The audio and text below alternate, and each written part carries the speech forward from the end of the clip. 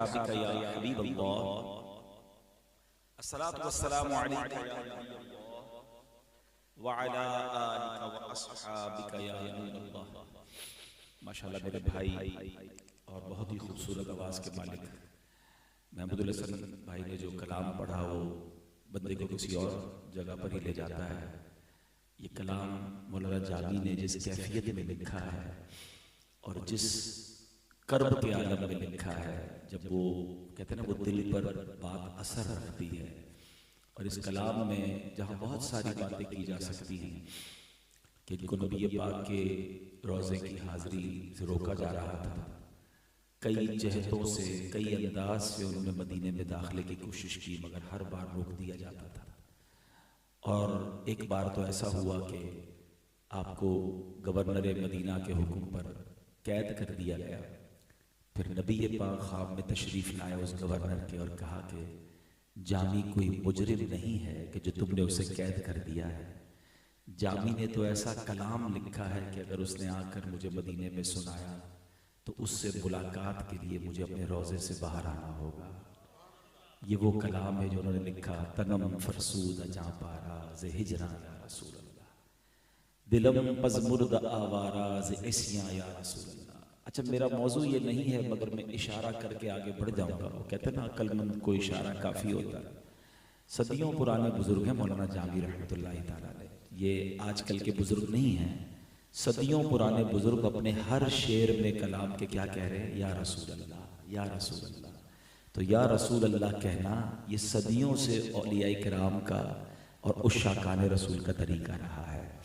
اس کلام کے دو شعر بہت ہی دل کو جا کے چھو جاتے ہیں، کیونکہ مدینے انہیں جانا تھا، انہیں اجازت نہیں مل رہی تھی، تو وہ کیا کہتے ہیں؟ چسوئے من گزراری من مسکیز ناداری، فدائے نقش نال نت کنم جاں یا رسول اللہ۔ حضور کبھی مجھ غریب کی طرف، مجھ مسکین کی طرف آپ کا آنا ہو جائے، میں تو نہیں آ سکتا، اگر آپ کرم فرما دیں اور میرے گھر تشریف لے جائیں تو جامی آپ کے قدموں کے، آپ کے نالین کے نقش پر اپنی جان قربان کر دے گا۔ اور چو بازو شفاعت را کشائی بر گناہ گارا، حضور قیامت کا دن ہوگا، آپ گناہ گاروں کی شفاعت فرمائیں گے۔ اللہ نے یہ آپ کو مقام محمود عطا فرمایا ہے، مگر حضور چو بازو شفاعت را کشائی بر گناہ گارا مکن محروم جامی را دراں یا رسول اللہ۔ حضور اس دن اپنے غلام جامی کو بھول نہ جائیے گا، اس دن کہیں میں شفاعت سے محروم نہ رہ جاؤں۔ تو آپ نے اس کیفیت میں یہ کلام لکھا ہے، اور کہتے ہیں نا کہ کچھ کلام وہ ہیں جو شعراء لکھتے ہیں کہ بارگاہ رسالت میں مقبول ہو جائے، یہ وہ کلام ہے جو دربار رسالت میں مقبول ہو چکا ہے۔ اللہ اس ختم قرآن کی محفل میں، اس قرآن پاک کے ختم کی محفل میں، اور پھر امام جامی کے اس کلام کی برکت سے اللہ ہم سب پر اپنی رحمتوں کی بارش نازل فرمائے، ہم سب کو اسی سال حج بھی نصیب فرمائے، مدینے کی حاضری بھی جلد نصیب فرمائے۔ میں دیکھ رہا ہوں ماشاءاللہ مہمانوں کی آمد ہو رہی ہے، کچھ کرسیاں ہیں اور کچھ زمینی نشست ہے، تو جو نوجوان ہیں اللہ نے جن کو صحت دی ہے وہ اگر زمین پر آ جائیں تو بزرگ جو آئیں گے ان کو کرسیوں کی ضرورت رہے گی، تھوڑا آگے بھی آ جائیں، جگہ تھوڑی کم پڑ رہی ہے، آگے آ جائیں، اور جو ماشاءاللہ بیٹھ سکتے ہیں زمین پر وہ آ جائیں، ایثار کی نیت سے کہ بعد میں ہمارے بزرگ آئیں تو ان کو چیئرز جو ہے وہ ایزیلی اویلیبل ہو جائیں گی۔ الحمدللہ آج ہر سال کی طرح اس سال بھی 6 روزہ تراویح یہاں پڑھی گئی، ختم قرآن ہوا۔ اشفاق تولا بھائی جس محبت سے بلاتے ہیں میں ان کو کبھی منع نہیں کر پاتا، میرے والد صاحب کے دوستوں میں سے ہیں اور بچپن سے ہمارا ان سے ایک بڑا پیار والا تعلق ہے۔ اللہ کریم یاد رہے کہ جہاں ختم قرآن ہوتا ہے نا، یہ دعاؤں کی قبولیت کا وقت ہوتا ہے، جب بھی ختم قرآن ہوگا تو اب دعائیں قبول ہوں گی، تو انشاءاللہ ہم آج اللہ سے دعا کرتے ہیں کہ یہاں ہم سب کی حاضری بھی قبول فرمائے، حافظ صاحب کا پڑھنا قبول فرمائے، سننے والوں کا سننا قبول فرمائے۔ درود پاک پڑھنے کے بے شمار فضائل و برکات ہیں۔ کل جمعہ کا دن ہے، کل ماہ رمضان کا پہلا جمعہ ہے۔ Always be conscious on the day of Friday۔ ایک بات یاد رکھیے گا، جمعے کا دن جب بھی آئے وہ بڑا امپورٹنٹ ہوتا ہے۔ اس کی امپورٹنس اس بات سے سمجھیے کہ اللہ نے اس ایک دن کی فضیلت اور امپورٹنس کو بیان کرنے کے لیے قرآن میں پوری سورہ جمعہ نازل فرمائی ہے، اور پھر رمضان میں جب جمعہ آ جائے تو وہ نور علی نور ہو جاتا ہے، جمعے کی ایک نیکی 70 نیکیوں کے برابر ہوتی ہے، اور رمضان میں تو یہ اجر کتنا بڑھا دیا جاتا ہے کہ نفل کا ثواب فرض کے برابر، فرض کا ثواب 70 ٹائمز۔ تو اب کل آ رہا ہے پہلا جمعہ، ٹھیک ہے، تو ہمیں کل کا دن اور آج کی رات، ہم بڑے لکی ہیں کہ شب جمعہ ہمیں ختم قرآن کی محفل مل گئی، اللہ رسول کا ذکر مل گیا، تو کل کا دن بھی آپ نے عبادت میں گزارنا۔ اور جمعے کی عبادتوں میں ایک بڑی خاص عبادت یہ ہے، بڑی خاص نیکی یہ ہے کہ بندہ خوب درود پاک پڑھے۔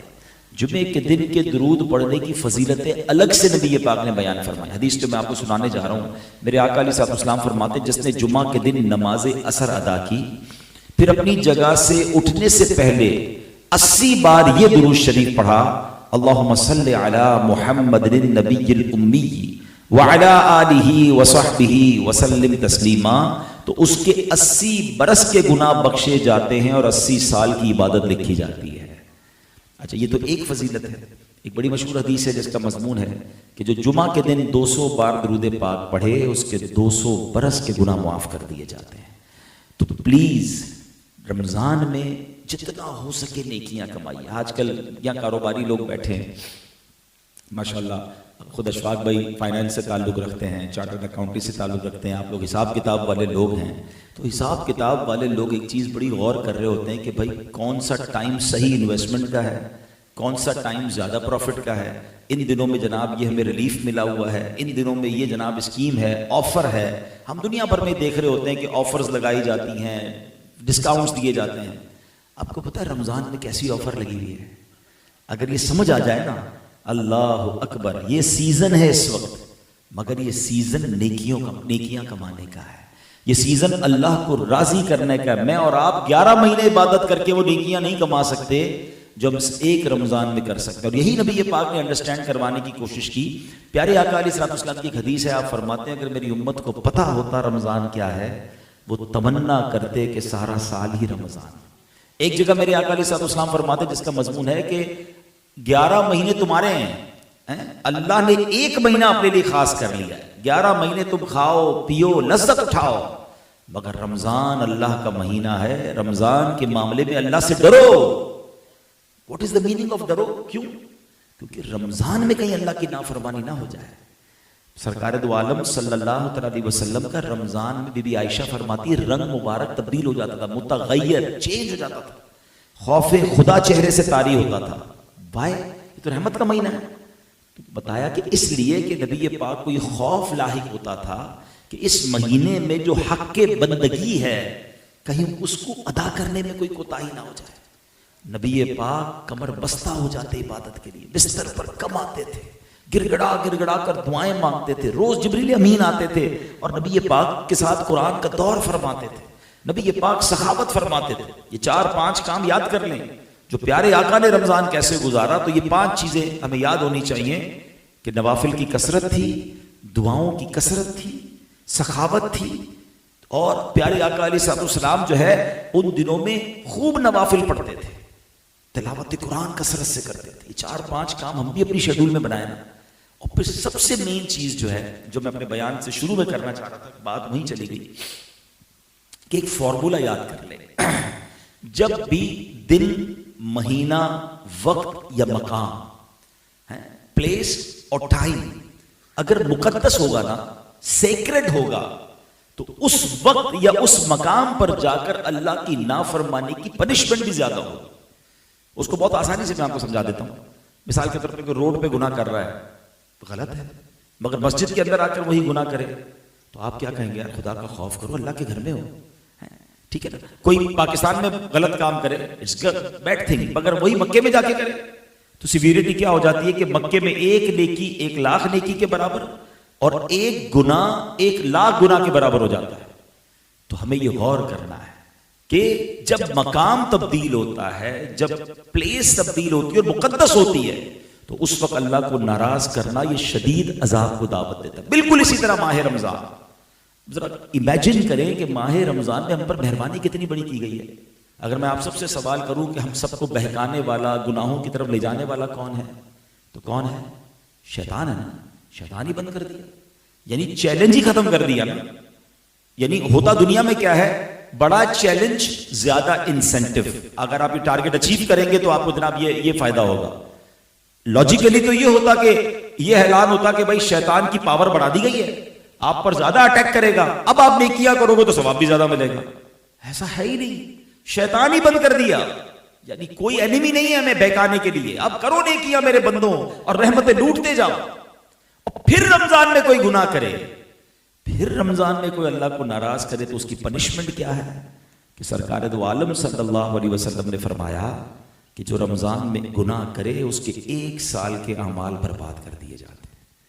تو ہمیں جہاں رمضان میں نمازیں پڑھنی ہے، تراویح پڑھنی ہے، دعائیں کرنی ہے، اچھے کام کرنے، وہاں ایک چیز کو نہیں بھولنا ہے کہ اس مہینے میں گناہ نہیں کرنے، اس مہینے میں اللہ کو ناراض نہیں کرنا. وہاں زیادہ سخت سزا ہے اس کی کہ اے میرے بندے تجھے سارے راستے دے دیے، ہر وقت تجھ پر رحمت برس رہی ہے، روزانہ افطار کے وقت 10 لاکھ گناہگار بخشے جا رہے ہیں. اس وقت ہم جو یہاں بیٹھے ہیں نا، ویسے ہی جمعرات کی رات تو بھری مراد ہوتی ہے، ورنہ رمضان کی تمام راتوں میں رحمت کا فرشتہ یہ ندا دیتا ہے کہ ہے کوئی مانگنے والا اس کی دعا قبول کر لی جائے، ہے کوئی توبہ کرنے والا اس کی توبہ قبول کی جائے، ہے کوئی سوالی اس کا سوال پورا کیا جائے. پورا سال میں اور آپ کیا کرتے ہیں؟ یا اللہ سن لے، یا اللہ ہماری دعا قبول کر لے، اے اللہ میں پریشان ہوں. رمضان میں ادھر سے آفر ہے، مانگ لو میں دینے والا ہوں، تمہاری جھولی بھرنے کے لیے ہوں.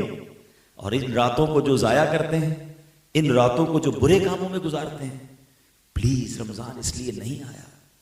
آج کل کیا ہو رہا ہے، آپ میں کیا جانتا ہوں، مجھ سے زیادہ آپ جانتے ہوں گے. ماشاءاللہ بڑی آج تو بڑا اچھا لگ رہا ہے کہ ہم یہاں موجود ہیں، لیکن کیا سب جگہ ایسا ہو رہا ہے؟ رمضان کی راتوں میں جو پلاننگز ہو رہی ہیں، کہیں رمضان ٹورنامنٹ، ارے رمضان کے نام سے ٹورنامنٹ، یہ رمضان آیا تو کرکٹ کھیلنا ایکسٹرا ہو گیا راتوں کو. یہ راتیں تو عبادت کے لیے آئی تھی. فلاں نائٹ میں کہنا نہیں چاہ رہا، ایک بھائی نے مجھے ایک اسکرین شاٹ بھیجا، میں اس لیے نہیں کہہ رہا کیونکہ انہوں نے پھر معذرت بھی مجھ سے کر لی، کیونکہ غلطی سے لگتا ہے مجھے آ گیا تو میں تو پھر بہت زیادہ میں نے جو کہنا تھا کہا. وہ ایک ایسی نائٹ بنا رہے تھے رمضان میں کہ میں حیران ہو گیا کہ یہ آپ کیا کر رہے ہیں، آپ کس ٹرینڈ کو فروغ دے رہے ہیں. کہہ رہے ہم جوا نہیں کھیلیں گے، یہ تو جناب بس ایسی بیٹھنے کا بہانہ ہے. میں نے کہا رمضان میں تلاوت نائٹ ہونی چاہیے تھی، دعا نائٹ ہونی چاہیے تھی، توبہ نائٹ ہونی چاہیے تھی، تفسیر نائٹ ہونی چاہیے تھی. آپ یہ کون سی نائٹس رمضان میں لا رہے ہیں اور یہ ٹرینڈ بنا رہے ہیں. آپ مر جاؤ گے، مرنے کے بعد یہ ٹرینڈ باقی رہے گا، ہم کدھر جائیں گے؟ خیر ان کو احساس ہو گیا تو اس لیے میں اس نائٹ کا نام نہیں لیتا، کیونکہ ہو سکتا ہے وہ میسج آپ کو بھی بہت ساروں کو آیا ہوگا. تو پھر انہوں نے مجھے کہا کہ میں سوری کرتا ہوں. میں نے کہا مجھ سے سوری نہ کریں، اب اللہ سے سوری کریں اور خدا کے واسطے چینج کریں اس ٹرینڈ کو. تو بہرحال اللہ کرے کہ اس رمضان کو ہم اللہ کی رضا میں گزارے. اور ایک اور بات کر کے پھر میں اپنے ٹاپک کی طرف آتا ہوں کہ ایک اور بات یاد رکھیے گا، ہمیں اس رمضان کو آلویز جب بھی رمضان ملے نا، اس کو زندگی کا آخری رمضان سمجھ کر گزارے. ہمیں زندگی کا پتہ نہیں ہے. دیکھیں لاسٹ رمضان میں کئی دوست ہمارے جاننے والے تھے جو آج نہیں ہیں ہمارے ساتھ. ہو سکتا ہے اگلے رمضان میں ہم بھی نہ ہوں. بھائی زندگی کا تو بھروسہ نہیں ہے نا.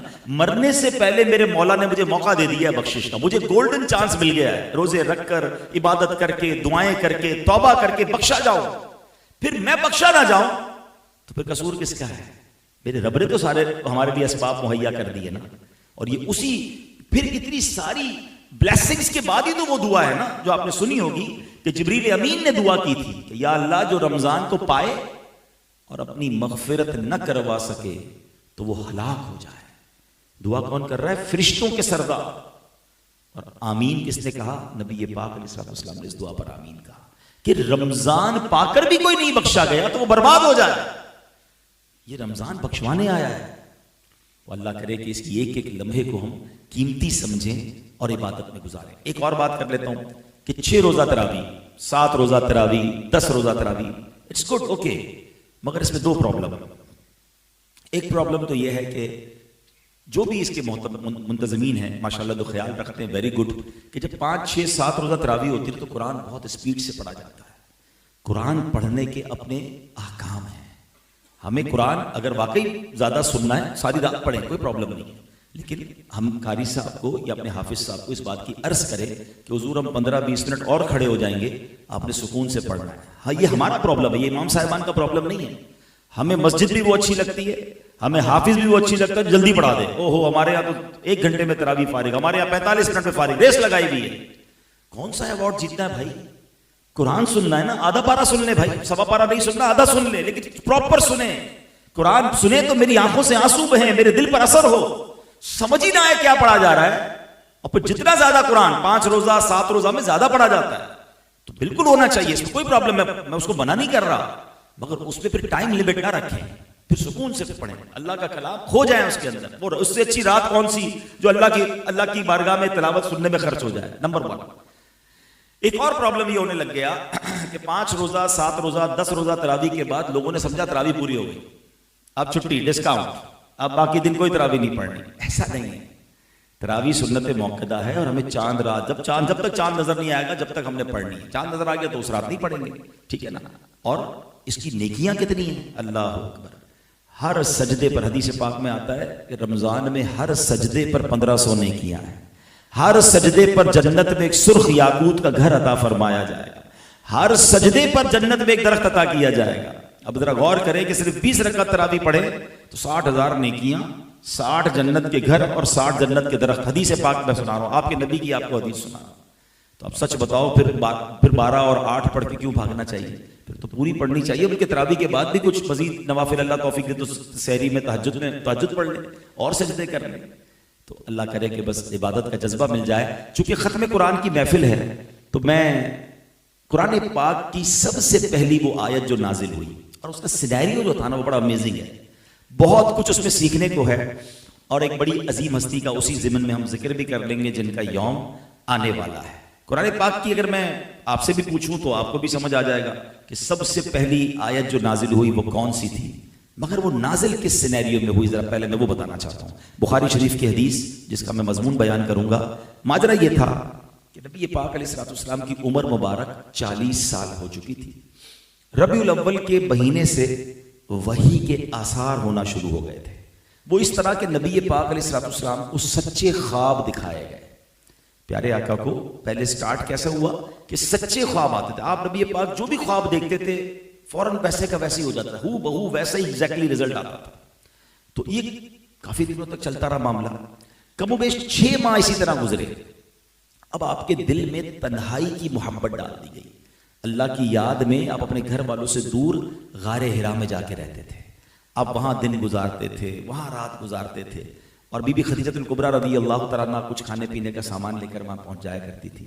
اور یہ جو مہینہ نبی پاک نے وہاں گزارا، یہ بھی اس لیے آپ کو عشق والی ایک بات بتا دوں کہ یہ رمضان کا مہینہ تھا. یہ جو ہم روزے رکھتے ہیں نا، یہ روزے نبی پاک کی غار حرا میں گزاری گئی جو روٹین تھی، یہ اس کی یاد ہم منا رہے ہیں. پیارے آقا دن میں کچھ کھاتے پیتے نہ تھے، روزہ رکھتے، رات عبادت میں گزارتے تھے. اللہ کو اپنے محبوب کی رمضان میں یہ ادا ایسی پسند آئی کہ ساری امت پر روزے اور رات کے قیام کا حکم آ گیا. رات قیام کر کے عبادت کریں، دن میں روزہ رکھیں. اب کیا ہوا، نبی پاک کچھ دنوں بعد گھر تشریف آتے، پھر بی بی خدیجہ کچھ سامان کھانے پینے کا دے دیتی، سامان دیتی، پھر غار حرا چلے جاتے. کافی دن تک یہ سلسلہ رہا. رمضان کی 17ویں شب آ گئی. اب 17ویں شب کیا ہوا کہ نبی پاک غار حرا میں ہی موجود تھے کہ جبریل امین فرشتوں کے جو سردار ہیں وہ غار حرا میں حاضر ہوئے. اور اس وقت پارہ 30 سورہ علق کی ابتدائی چند آیتیں نازل ہوئی. یہ فرسٹ ٹائم ایسا ہوا تھا کہ نبی پاک کی جبریل امین سے ملاقات ہوئی تھی، اور یہ پہلی بار ایسا ہوا تھا. اچھا اب آیتیں کیا ہیں؟ اقرا بسم ربک الذی خلق، خلق الانسان من علق، اقرا وربک الاکرم الذی علم بالقلم علم الانسان ما لم یعلم. اب اس کا ترجمہ قرآن، آسان ترجمہ قرآن کنز العرفان. اپنے رب کے نام سے پڑھو جس نے پیدا کیا، انسان کو خون کے لوتھڑے سے بنایا. پڑھو اور تمہارا رب ہی سب سے بڑا کریم ہے جس نے قلم سے لکھنا سکھایا، انسان کو وہ سکھایا جو وہ نہ جانتا تھا. اب ذرا انڈرسٹینڈ کیجئے گا واٹ واز دا سینیریو. یہ قرآن نازل ہونا یہ کوئی مذاق کی بات نہیں ہے. قرآن کا بوجھ، قرآن کی ہیبت، قرآن کی عظمت خود قرآن بیان کرتا ہے. قرآن کیا فرماتا ہے؟ لو انزلنا هذا القرآن على جبل لرأيته خاشعا متصدعا من خشية الله. یہ قرآن کیا کہتا ہے اپنے بارے میں؟ اگر ہم یہ قرآن کسی پہاڑ پر اتارتے تو ضرور تم اسے جھکا ہوا اور اللہ کے خوف سے پاش پاش پاتے. یعنی پہاڑ بھی اس کو اٹھا نہ پاتا، اس کے ریزے ریزے ہو جاتے. اب مجھے بتائیں اس پوری دنیا میں پہاڑ سے زیادہ سٹرونگ چیز کیا ہے؟ پاکستان نے کئی سالوں پہلے ایٹمی جو تو تجربہ کیا تھا، وہ کہاں کیا تھا؟ کسی پہاڑ کے اندر ہی کیا نا، وہ پہاڑ پھر بھی باقی رہا، ٹھیک ہے، اس کا بتاتے رنگ بدل گیا، بڑے بڑے والکینوز پہاڑ کے اندر ہوتے ہیں، بڑے بڑے پہاڑ ہیں دنیا میں، کتنی طاقت ہوتی ہے پہاڑ میں، مگر قرآن کہتا ہے اگر ہم کسی پہاڑ پر بھی اس کو نازل کرتے نا تو وہ پاش پاش ہو جاتا۔ اب مجھے بتائیے پھر دنیا میں جگہ کون سی بچتی ہے جہاں قرآن نازل کیا جاتا؟ اٹ مینز قلب مصطفیٰ صلی اللہ علیہ وسلم کو وہ پہلے طاقت بخشی گئی۔ اور یہ بھی یاد رہے جنہوں نے ماشاءاللہ کو سیرت مصطفیٰ کو پڑھا ہوگا، نبی پاک کے سینہ اقدس کو 4 بار اوپن کیا گیا ہے۔ آپ کی زندگی میں شق صدر 4 بار ہوا۔ آج دنیا کہتی جناب سائنس نے بڑی ترقی کر دی، اوپن ہارٹ سرجری ہوتی ہے، اب تو کیمرے پر بھی دکھا رہے ہوتے ہیں کہ جناب اس کو اوپن کر رہے ہیں، ہارٹ نکال رہے ہیں، ٹھیک کر رہے ہیں، اور رگیں وغیرہ جو بھی بائی پاس کر رہے ہیں سب دیکھ رہے ہوتے ہیں۔ سائنس نے اب کیا ہے، میرے آقا کے 4 بار، آج کی زبان میں کہیں تو اوپن ہارٹ سرجری ہوئی ہے 4 ٹائمز۔ اور کس نے کی؟ فرشتوں نے کی، اور ایک تو بچپن میں ہوئی جب بی بی حلیمہ سعدیہ کے پاس تھے۔ علماء اس کی بڑی پیاری وجہ بیان کرتے ہیں کہ اس وقت شق صدر وہ کیا ہوتا تھا؟ فرشتے سینے کو کھولتے تھے اور آپ کے سینہ اقدس میں، آپ کے قلب میں، آپ کے دل میں نور داخل کرتے تھے۔ فرمایا بچپن میں بچہ جب بالغ ہوتا ہے تو اس پر شہوات اور خواہشات حملہ کرتی ہیں، تو نبی پاک اس سے دور رہیں، آپ کے قلب میں یہ داخل کیا گیا۔ پہلے چھوٹی عمر میں جب 2-3 سال عمر تھی تو بچپن کے کھیل کود سے، پھر جب تھوڑا سا بلوغت کے قریب ہوئے پھر دوبارہ ہوئی، پھر ایک بار شق صدر ہوا جب نبی پاک کو معراج کی رات اپنے پاس رب نے بلایا تھا۔ یہ بھی کمال ہے میرے آقا کا، یہ بھی کسی اور کو نصیب نہیں ہوا۔ یعنی اگر ان دونوں چیزوں میں طاقت مصطفیٰ کو صرف ہم ڈیفائن کرنے کی کوشش کریں نا، کہ حضرت موسیٰ نے کہا تھا نا اللہ سے، اے اللہ I want to see you، میں اللہ تجھے دیکھنا چاہتا ہوں، کیا رپلائی ملا تھا؟ You can't see، لن ترانی، ہے موسیٰ تم نہیں دیکھ سکو گے۔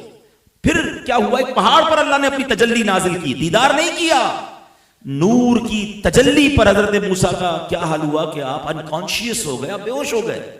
کلیم اللہ ہے، اتنا بڑا مرتبہ حضرت موسیٰ کا، مگر آپ تجلی بھی نہ دیکھ سکے۔ اور میرے آقا وہ ہیں جن کو رب نے اپنے پاس بلا کر سر کی آنکھوں سے اپنا دیدار کروایا۔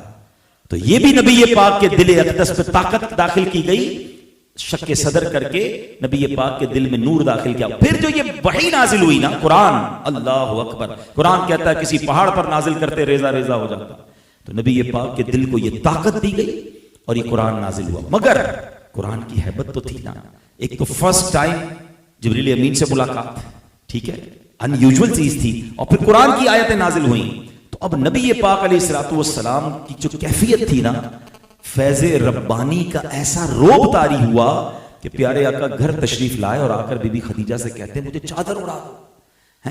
سیدہ خدیجہ نے چادر اڑا دی۔ کچھ دیر کے بعد جب دل پاک سے روب کی کیفیت ختم ہوئی تو آپ نے سارا واقعہ بی بی خدیجہ کو سنا اور کہنے لگے کہ مجھے اپنی جان کا ڈر ہے۔ نبی فرماتے مجھے اپنی جان کا ڈر ہے۔ اللہ اکبر، اس وقت جو بی بی خدیجہ نے کردار ادا کیا نا، سبحان اللہ۔ آج بی بی خدیجہ کا بھی ذکر کر لیتے ہیں۔ 10 رمضان المبارک آپ کا یوم وصال بھی ہے، تو ان کا دن بھی قریب تھا، تو پہلی قرآن کی آیت کیسے نازل ہوئی یہ بھی ہم نے بات سنی۔ اب آؤ بی بی خدیجہ کا کیا کردار تھا، کیسی نبی پاک علیہ الصلوۃ والسلام کو انہوں نے تسلی دی، کیا عرض کرتی ہیں دل جوئی کرتے ہوئے، کلا واللہ ما یخزیک اللہ ابدا، یا رسول اللہ ایسا ہرگز نہیں ہوگا، خدا کی قسم اللہ پاک آپ کو رسوا نہ فرمائے گا۔ خدا کی قسم کھا لی آپ نے، اور اس کے بعد اپنی اس قسم کا ریزن بیان کیا کہ میں نے کیوں یہ کہہ رہی ہوں۔ میں آپ کہتی ہیں اس لیے کہ انکا لتصل الرحمہ، بے شک آپ صلہ رحمی فرماتے ہیں، وتحمل الکلہ، کمزوروں کا بوجھ اٹھاتے ہیں، وتکسب المعدومہ، محتاجوں کے لیے کماتے ہیں، وتقری الضیف، مہمان نوازی فرماتے ہیں، وتعین علی نوائب الحق، یعنی راہ حق میں مشکلات پر برداشت کر لیتے ہیں۔ سبحان اللہ، حضور آپ کے تو یہ اوصاف ہیں، آپ تو ایسے ہیں، اللہ آپ کو کیسے رسوا فرمائے گا، آپ کے ساتھ کچھ نہیں ہوگا۔ اللہ اکبر۔ علماء نے اس پر بڑی ڈیبیٹ کی ہے کہ اللہ نے بی بی خدیجہ الکبریٰ رضی اللہ تعالی عنہا سے کیسا شاندار کام لیا۔ ذرا غور کیجئے، ابھی تو اسلام کی ابتدا ہے، ابھی تو پہلی 2-3 آیتیں نازل ہوئی ہیں، اور اسلام کی ابتدا میں بی بی خدیجہ کا کردار دیکھے کہ نبی پاک کی دل جوئی کا سامان کر رہی ہیں، نبی پاک کو دلاسا دے رہی ہیں۔ یہاں 2 باتیں سیکھنے کو ہیں۔